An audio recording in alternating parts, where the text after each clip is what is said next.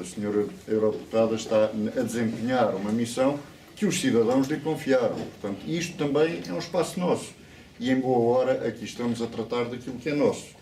Esta ideia de que eles e nós é qualquer coisa que temos que, desde cedo, começar a educar até os nossos filhos.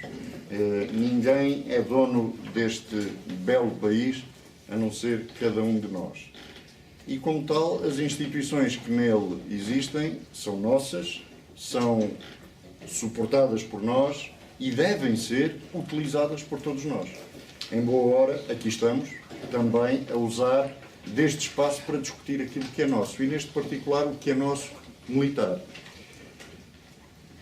A senhora eurodeputada fez aqui a abordagem de como é que isto surgiu, porque para muitos dos presentes, e permita-me dizer com satisfação, ver nesta sala oficiais, sargentos e praças, amigos das forças e serviços de segurança, que eu tenho particular certeza que os que aqui estão representados não deixarão cair em saco roto esta questão da Colômbia, até por inerência de funções, os nossos amigos do CEF, bem-vindos,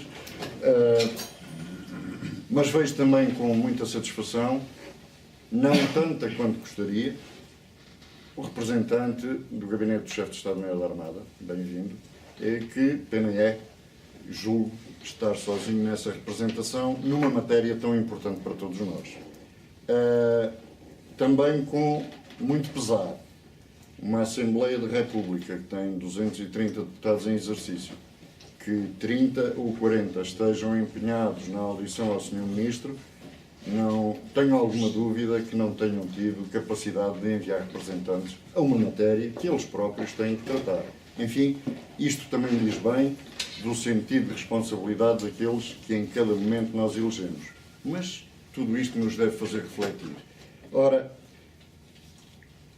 efetivamente, em sede dos presídios bianuais da Euromil, da qual as três associações aqui representadas são membros permanentes há muitos anos, este último semestre, o Presídio do Outono em Roma, teve como um dos últimos temas de debate defender os direitos dos militares no Parlamento Europeu. A senhora eurodeputada foi a oradora e, em boa hora, ali, num plano europeu, junto de 70 ou 80 delegados de 30 países europeus, em que estão representados sindicatos, associações, com países que têm sindicatos há mais de 100 anos, outros que nem sequer reconhecem o direito ao associativismo, na tal Europa, que afinal é menos Europa para uns e mais Europa para outros, estivemos a ouvir falar destas matérias. E nasceu o repto de se fazer este debate, uma resposta positiva, de que não podemos ser muito democráticos a defender estes direitos lá fora. Na Europa somos todos muito europeus, mas transpostas as fronteiras nacionais, cá dentro há cidadãos que são tratados como malandros ou, em alguns casos, até como criminosos, face aos processos que se lhes colocam. E sobre os processos, enfim, não somos os únicos a ter que enfrentá-los. Sei que a senhora eurodeputada, neste momento, também está a enfrentar um combate, mas lá está. Há pessoas que entendem as coisas assim.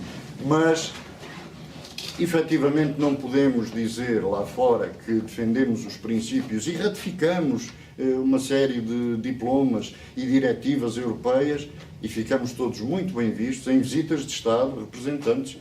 Sim, senhor, isto é um país altamente avançado, mas depois cá dentro é o que se vê. E começamos exatamente por isso, pelo incumprimento daquilo que é a lei.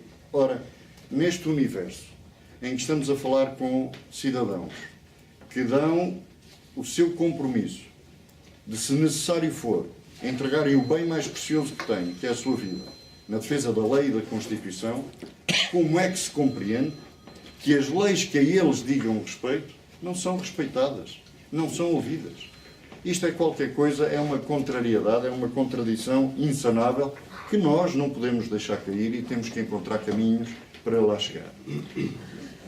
Eu gostava de referir que estou a abordar uma lei que ainda agora também em audiências com os vários grupos parlamentares tivemos oportunidade de colocar, para surpresa de alguns e nossa, manifestam desconhecimento sobre matérias que estão em discussão, Mas eu referia-me àquela que para nós é uma lei fundamental. Nós, associações socioprofissionais. Em 2001, num esforço aturado de vários deputados representando os vários grupos parlamentares, e eu gostaria de referir os nomes de 4 daqueles que mais trabalho tiveram nessa matéria: o deputado João Amaral, do PCP, o deputado Marcos Júnior, do PS, o deputado Henrique de Freitas, do PSD, e o deputado João Rebelo, do CDS. Este último é o único que continua em exercício de funções como deputado. Ora, chegaram a um consenso sobre matéria, porque há este princípio que matéria de defesa deve ser consensual. E chegaram ao consenso de, finalmente, produzir uma lei, curiosamente, aprovada por unanimidade na Assembleia da República, também não é uma coisa muito comum, e uma lei muito bonita, que se chama a Lei do Direito de Associação Profissional dos Militares, e que, sem dúvida, é um embrulho muito bonito, é qualquer coisa que no plano europeu nos faz ter orgulho daquilo que fazemos cá dentro, mas, como diz o Presidente da Euromil muitas vezes, é um lindo pacote, mas está vazio. Eu gostaria de referir que esta lei, que determina que as associações legalmente constituídas gozam de alguns direitos, embora limite aos militares no ativo a constituição de associações por categoria, isto de juntar toda a gente ainda causa algumas dificuldades, mas tudo bem. Esta lei determina que as associações legalmente constituídas e que têm o direito de representação institucional, as palavras não podem valer por nada, as palavras existem para alguma coisa. E a representação institucional é aonde ela tiver que ser. Não é exclusivo do Parlamento, não é exclusivo dos Ministérios, não é exclusivo das chefias militares. É onde os diplomas sejam tratados, a representação institucional deve ser exercida. E a representação institucional dos seus associados com caráter assistencial, deontológico ou socioprofissional. Ao fim e ao cabo, as matérias que incumbem às associações.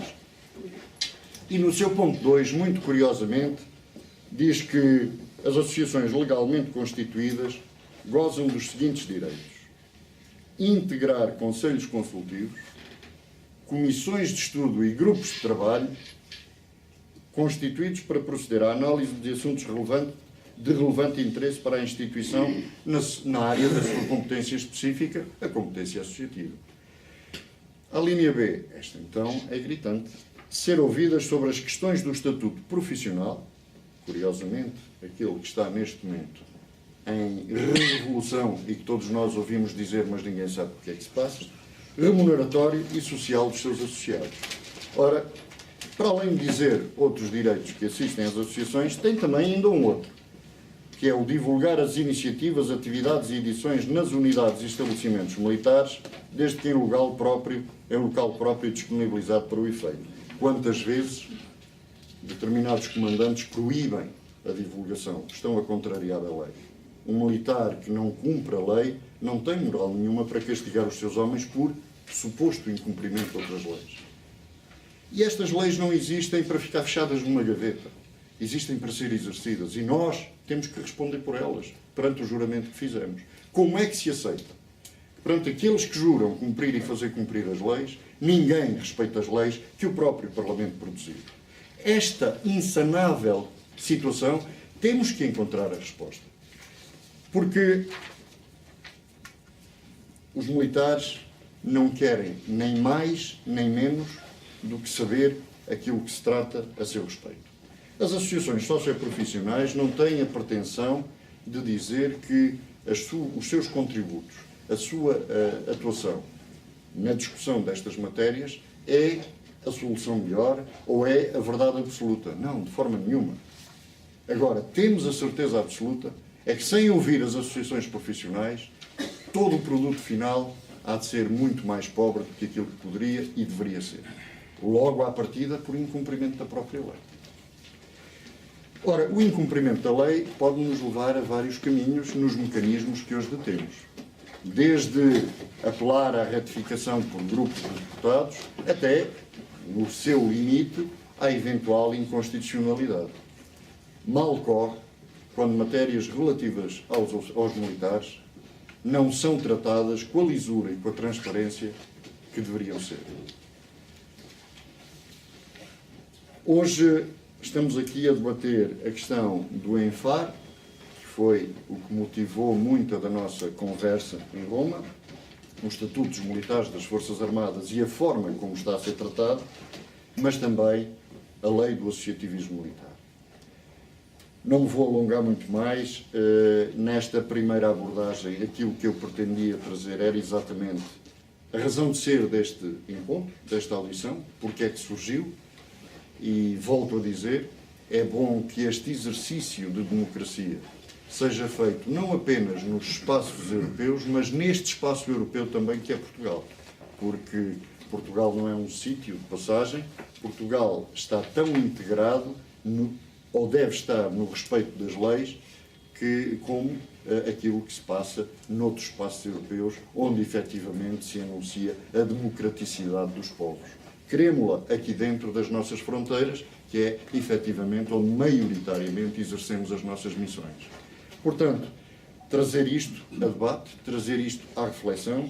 Volto a dizer com pesar que, e daqui também reforçar aquilo que disse há pouco, com agrado vejo a representação do Chefe de Estado-Maior da Armada, lamento a ausência de outras representações a nível da chefia militar, porque, volto a dizer, esta discussão não quer dizer que seja só junto do poder político ou só junto da Assembleia da República, é também junto dos chefes militares, que ao não nos integrarem também estão a incumprir a lei, mas lamento mais ainda a ausência de outros representantes daqueles que nós, pelo menos periodicamente, elegemos como nossos representantes. Mas não é por haver essa situação que nós deixaremos de fazer aquilo que fomos mandatados para fazer, por eleição democrática e livre dos associados das respectivas associações. E vamos fazê-la, doa a quem doer, onde tiver que ser feito. Mas esta era a minha primeira abordagem para lançar à Assembleia. Muito obrigado.